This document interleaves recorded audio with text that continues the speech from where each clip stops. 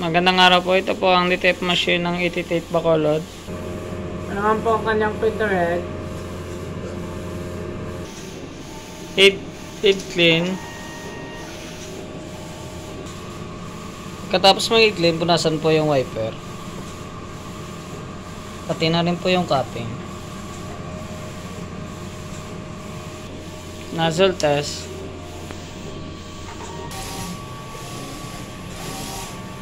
Yan naman po yung kakalabasan ng aking nozzle test.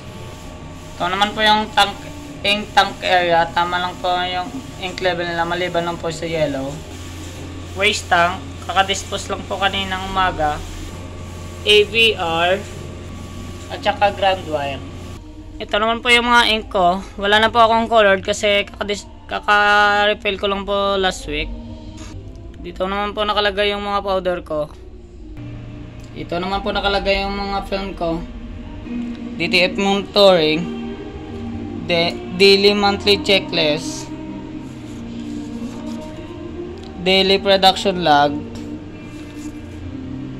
Ito naman po yung sa white, black, yellow, magenta, cyan. Ito naman po yung sa film, powder. Updated na rin po sa system yung weekly physical inventory at daily output. Yan lang po.